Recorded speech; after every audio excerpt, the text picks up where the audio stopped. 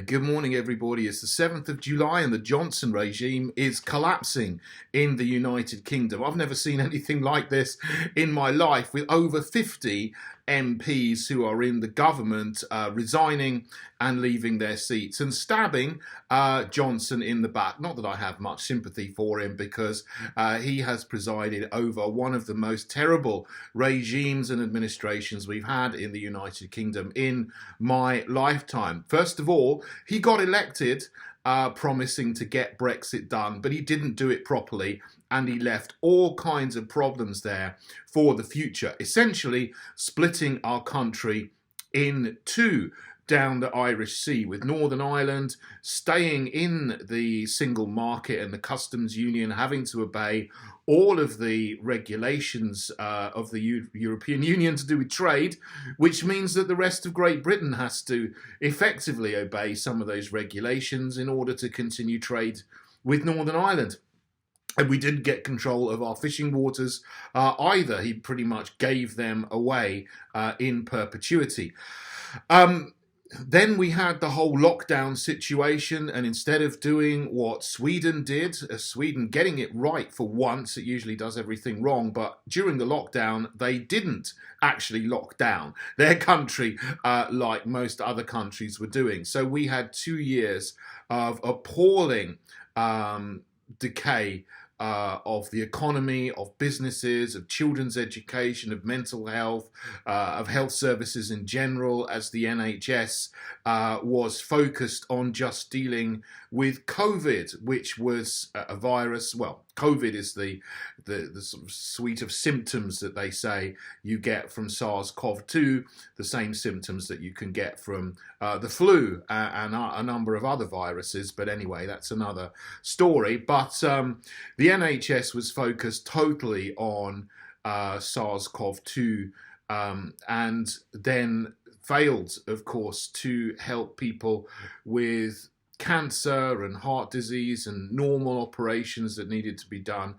So many people's health suffered over those 2 years. And then there was the terrible coercion to get injections. And the most heinous thing was when they said to care home workers, you either take an injection or you lose your job. And then they said to doctors and nurses, you either take an injection or lose your job. And Sajid Javid was caught out by that heroic doctor who confronted him.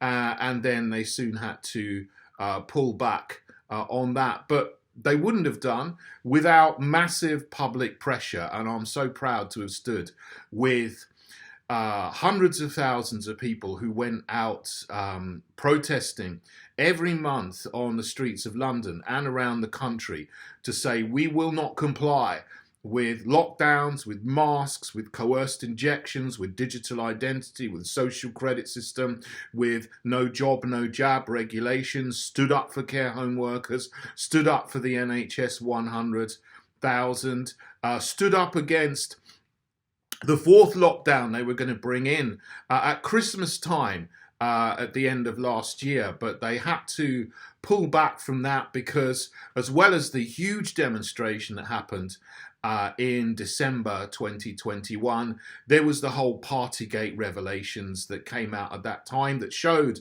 that the Johnson regime and the people around him in his government in 10 Downing Street weren't in the least bit worried about a deadly virus spreading, because they were all partying together, not wearing masks, not social distancing, while trying to and forcing other people to do the same under threat of the police visiting your house, harassing you, giving you a fine, possibly arresting you just for having a coffee with your friends or going to church, as we saw that terrible scenes in that Polish Catholic church on Good Friday 2021 that everyone will remember, where the police went in and threatened people having a mass that if they didn't leave, they would be arrested. That all happened because of the Johnson regime, and I am very glad that it is now collapsing. But that's not all. There's more, because they promised that they would reduce immigration, but immigration has just gone through the roof over the last year. There's more mass rapid immigration this year that you can see with people coming across the channel illegally in dinghies, or people that are coming legally with all the new schemes they've got to bring more students here and more entry-level workers and other workers, rather than trying to build the skills that we have in this country. And as well as that, they are also this year cheerleading for a perpetual, never-ending war of attrition in Ukraine, which is just going to kill Ukrainian men. You know, I've got no sympathy for the National Socialists in Ukraine, but they are mostly being liquidated, and the country's being emptied of National Socialists, let's say, by Russia. But the Johnson regime, Johnson himself, is one of the most ardent cheerleaders for continuing this war or conflict, whatever you like to call it, and sending billions of pounds of British taxpayers' money to the Zelensky regime in Ukraine while running down the United Kingdom and our public services here. So none of that is doing any good for this country, and particularly cheerleading for sanctions. And his Foreign Secretary, Liz Truss, said that she wants to cripple the Russian economy. Well, she can't do that. And it's not surprising now that Putin and Lavrov and the people in Russia are acting back at the West and bringing their own sanctions and cutting off gas, food and fertilizers to Western nations, which is only going to hurt ordinary people who are not even involved in or concerned with this war of attrition in Ukraine. The Johnson regime is terrible on every level. It does not care about the United Kingdom or the people of the United Kingdom, and good riddance to them. The only thing with them going is that almost everybody else in Parliament is just as bad or even worse than Johnson and his regime.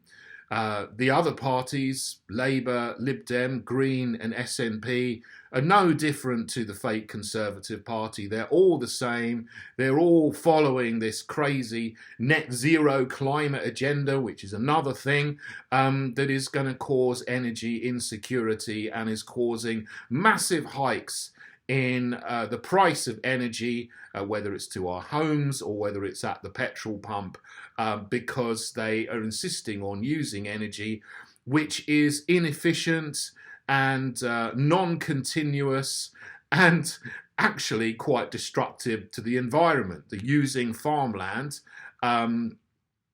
to put solar panels on, which leaches heavy metals into the soil, is not good for the environment.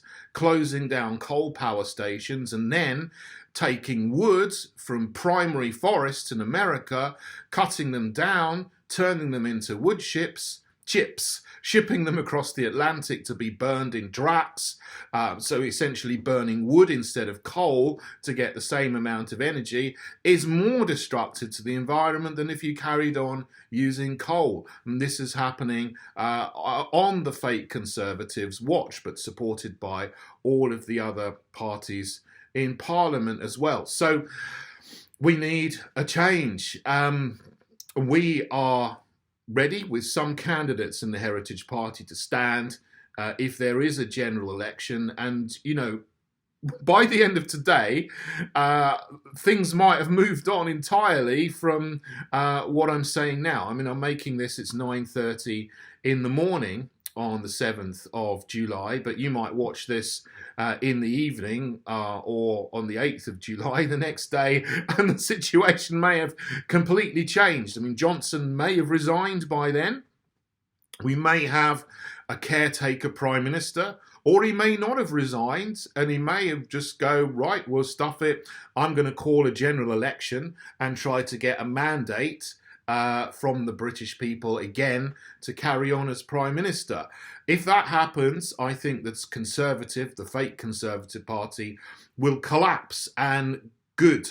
I hope it does, because it is appalling and disgusting, and its only principle is to keep hold of power by any means necessary. They don't have any real principles for the country, any values apart from hanging on to power.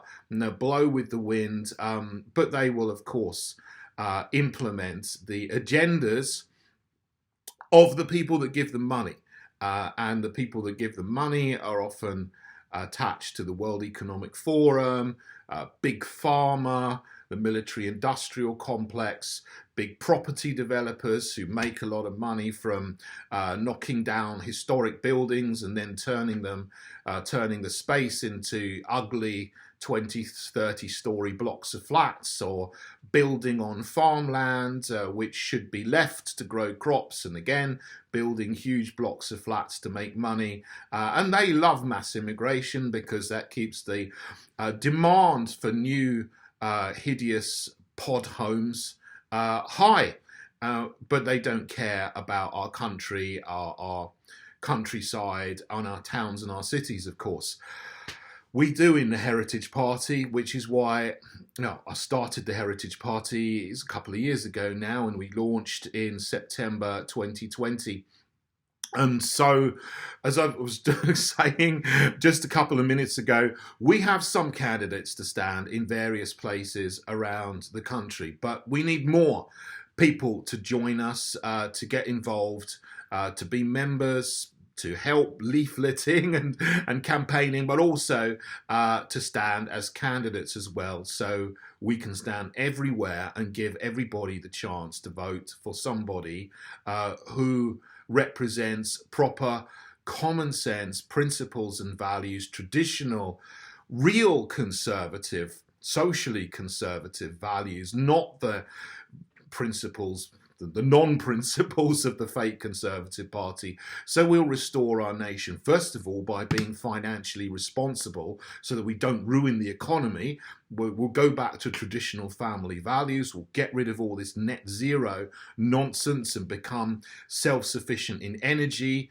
And that will mean using some coal, some gas, some nuclear, some hydropower, a mix of energy sources that are tried and tested and continuous and cheap, and are not going to cause massive energy price inflation.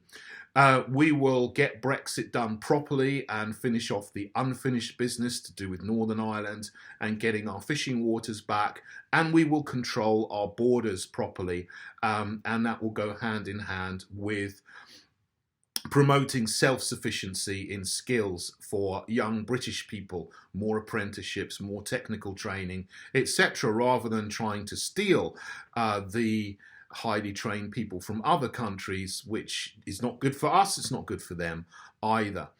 So all of these kind of common sense principles you can see in our manifesto, as well as fighting the degeneracy which has come into schools under the Conservatives in England, Labour in Wales, the SNP in Scotland, where children are now routinely getting disgusting, degenerate, sexualizing lesson content, which teaches children explicit things that not even many adults would know about. Seriously, if you look at some of these materials, they are really disgusting. And not appropriate for children, as well as confusing them with the whole transgender agenda and bringing drag queens into schools to the very youngest of children, so that they are affected and confused and very often traumatized by some of the things that are going into schools with activist teachers. But this has been enabled by the Johnson regime, and they need to go. So please do give me a thumbs up if you can. That helps my channel. Subscribe to my channel. That helps me. Please also join the Heritage Party. That helps me as well. That helps the party. in a wider sense, and it will also help the country as we grow, and we can grow to a party that can stand in every seat in the next general election. That's what I want to happen, so that we have the possibility of restoring good governance to this country once again. Thank you, everyone. God bless you all.